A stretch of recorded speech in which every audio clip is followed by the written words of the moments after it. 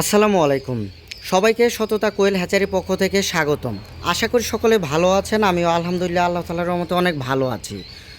এখানে যে পাখিগুলো দেখতে পাচ্ছেন, পাখিগুলোর বয়স আজকে 10 দিন।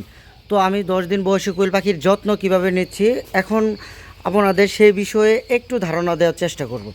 এখন যেহেতু 10 দিন, আর এখন মোটামুটি রাতের বেলা সামান্য পরিমাণ ঠান্ডা পড়ে এবং দিনের বেলা মোটামুটি বেশ গরম পড়ে।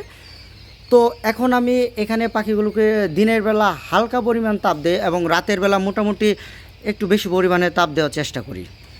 কারণ এখন যেহেতু হালকা গরম পড়ে এসেছে, তো এখন মিনিমাম কোয়েল পাখিকে 12 থেকে 15 দিন পর্যন্ত এগুলোকে হালকা পরিমাণ হিটে রাখতে হতে পারে। অনেকেই হয়তো আছেন যারা 5 দিন বা 6 দিন কোয়েল পাখিকে তাপ দিয়ে এরপর আর তাপ দেয় না। দেখা যাবে যদি 5 থেকে 6 দিন কোয়েল পাখিকে তাপ দেওয়া হয় তাহলে কোয়েল পাখি ওইভাবে 100% শুকায় না। তো কোয়েল পাখির 100% নাভি না শুকানোর ফলে দেখা যায় কোয়েল পাখি ব্রুডিং অবস্থায় বা 12 থেকে 15 দিন পরে কোয়েল পাখির মোটামুটি মর্টালিটি হয়ে যায়। তো সবসময় চেষ্টা করবেন কোয়েল পাখিকে 10 থেকে 12 দিন মোটামুটি ভালো পরিমাণ তাপ দেওয়ার জন্য। কোয়েল পাখিকে যদি তাপের ঘাটতি করেন দেখা যাবে কোয়েল পাখি মোটামুটি অসুস্থ থাকবে এবং এই অসুস্থ পাখি থেকে কখনোই ভালো প্রোডাকশন আশা করা সম্ভব না।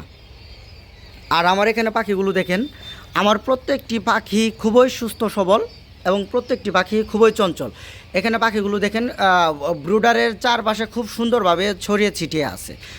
তো যখন দেখবেন পাখিগুলো ব্রুডারের চারপাশে খুব সুন্দরভাবে ছড়িয়ে ছিটিয়ে আছে তখন বুঝবেন যে এখানে কোনো তাপের ঘাটতি নেই।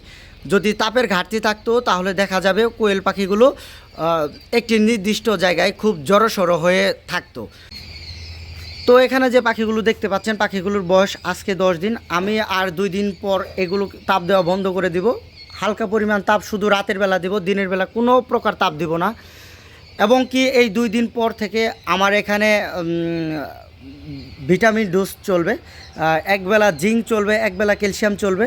তো আসলে এই জিঙ্ক ক্যালসিয়াম আমি কতদিন খাওয়াবো এই বিষয় নিয়ে আপনাদের আমি ভিডিও দেওয়ার চেষ্টা করব। আশা করি আমার ভিডিওগুলো ফলো করার চেষ্টা করবেন।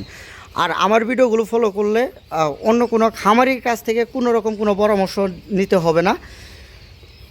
আর কোয়েল পাখি পালন সম্পর্কে মোটামুটি বেশ কিছু ভিডিও আমার এই চ্যানেলে দেওয়া আছে।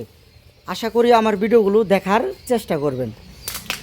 আজকে এই পর্যন্তই। সকলে ভালো থাকবেন, আমার জন্য দোয়া করবেন। এই বলে ভিডিওটি আমি শেষ করছি। আসসালামু আলাইকুম।